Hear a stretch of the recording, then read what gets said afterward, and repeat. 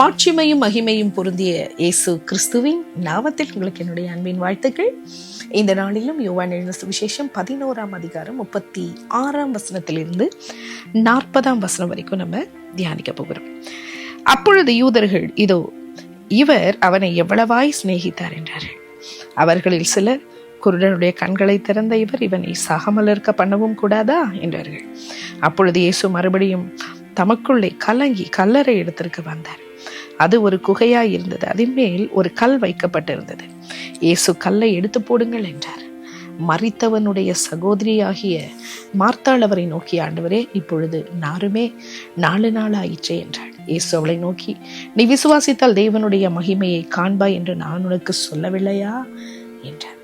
ஆம் பிரியமானவர்களே, இங்கு இயேசு கிறிஸ்துவை பார்த்த அந்த சுற்றியுள்ள ஜனங்கள் அவங்க ஒரு எதிர்பார்ப்போடு கூட கிறிஸ்துவை பார்க்கிறார்கள். ஏன்? இயேசு கிறிஸ்துவால் அற்புதத்தை செய்ய முடியும் என்ற எதிர்பார்ப்பு.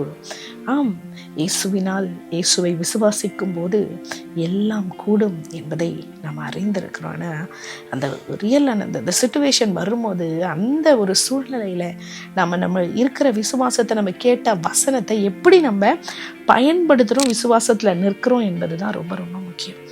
பாருங்க, அங்க சுற்றி இருந்த அந்த யூதர்கள் இயேசுவை பார்த்து, இயேசுவால முடியும், இவருக்கு கண்ணெல்லாம் திறந்தாரு, குருடரின் கண்ணில் திறந்தாரு, எத்தனையோ அற்புதங்களை செஞ்சிருக்கிறாரு, அப்போ அவரால் அதை செய்ய முடியாதா அப்படின்னு அவர் சொல்லும் போது இயேசு பரிதாபப்பட்டார். இயேசு கண்ணீர் விட்டு திரும்பவுமாய் மறுபடியும் தமக்குள்ள அவர் கலங்கி அவர் கல்லறையிடத்துல போய் அவர் பார்க்குறாரு.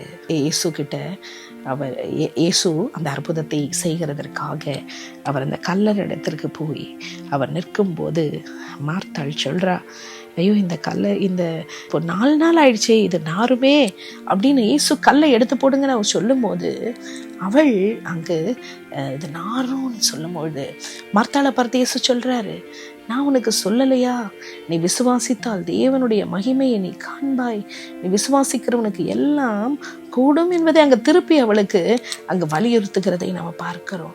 இப்போ இயேசு கிறிஸ்து தான் உயிர்த்தெழுதலும் ஜீவனுமாய் இருக்கிறார். ஜீவனை கொடுக்க வல்லமை உள்ளவர். நம்முடைய வாழ்க்கையில கூட நாம இந்த வாழ்கிற இந்த தற்காலிகமான உலகத்துல ஜீவன் என்பது நித்தியமாய் நமக்கு அளிக்கப்பட்ட இந்த ஜீவன், இந்த ஆத்துமாவானது கிறிஸ்துவை விசுவாசித்தவரை ஏற்றுக்கொள்ளுமானால், கிறிஸ்துவையே தன் வாழ்க்கையில வைத்து பின்பற்றி அவருடைய வல்லமையை உணர்ந்து அவரை பற்றி கொண்டிருந்தோமே ஆனால், இந்த ஜீவன், உயிர்த்தெழுதலும் ஜீவனும் நமக்கு அது சொந்தமாய் இருக்கிறது. இயேசு கிறிஸ்து மரித்தவர்களை உயிரோடு எழுப்பக்கூடிய வல்லமையை பெற்றவராய் இருந்தார். அது மாத்திரமல்ல,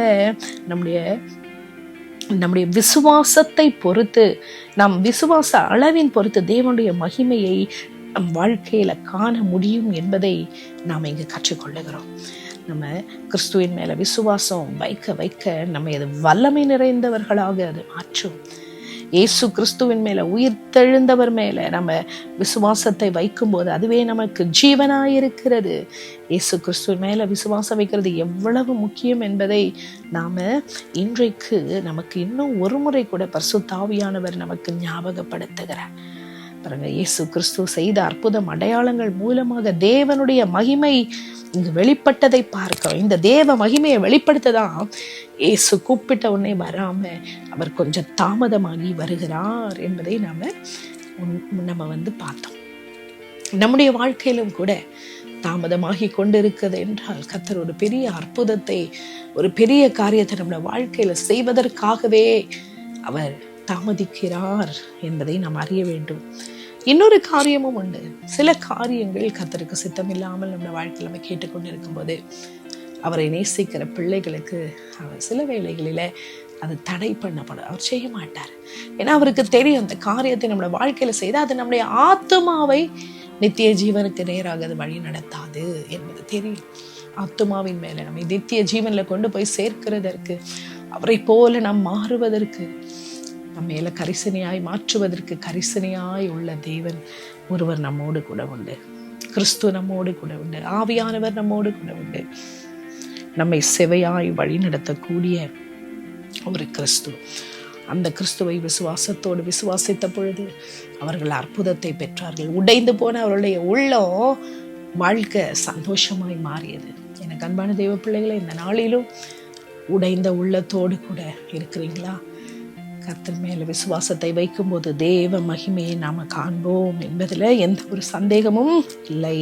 நானே உயிர்த்தெழுதலும் ஜீவனுமாய் இருக்கிறேன் என்று சொன்னவர், நீங்க என்னை விசுவாசிக்கும் போது மரித்தாலும் பிழைப்பீர்கள் என்று சொன்னவர் மேல விசுவாசத்தை வைக்க கர்த்தர் தாமே நமக்கு கிருபை தரும்படியாய் அவரை நோக்கி பார்ப்போமா? எங்கள் தெய்வமே, நாங்கள் அப்பா விசுவாச வார்த்தைகளை சொல்லுகிறோம், ஆனால் எங்க வாழ்க்கையில அந்த சந்தர்ப்பங்கள் சூழ்நிலைகள் வரும்போது அந்த விசுவாச வார்த்தைகளை எங்க வாழ்க்கையில நாங்கள் அறிக்கை செய்து அதை பிடித்து கொள்ள, அதன் வல்லமையை உணர்ந்து ஆண்டவரே எங்கள் வாழ்க்கையில் அந்த வார்த்தை செயல்பட கர்த்தர் நீர் எங்களுக்கு கிருபை தாரும். அப்படிப்பட்ட ஒரு உறுதித்தன்மையை தாரும், மனப்பக்குவத்தை தாரும், கிறிஸ்துவுக்குள்ளான வளர்ச்சியை தாரும் ஆண்டவரே.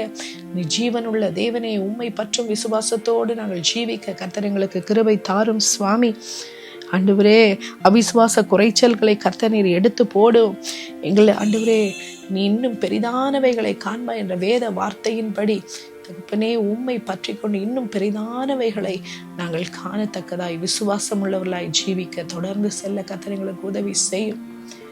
நல்ல போராட்டத்தை போராடி எங்கள் விசுவாசத்தை காத்துக்கொள்ள கர்த்தர் எங்களுக்கு உதவி செய்யும் ஆண்டவரே. எங்களை பலப்படுத்தும் ஆண்டவரே. ஆண்டவரே தகப்பனே, எங்கள் விசுவாசத்துல உறுதியாய் நிலை நிற்க கர்த்தர் எங்களுக்கு கிருபை தந்து எங்களை வழி நடத்தும்படியாய் மீட்பரும் இரட்சகருமாகிய இயேசுவின் நாமத்தில் ஜெபிக்கிறோம் ஜீவனுள்ள பிதாவே. ஆமேன், ஆமேன்.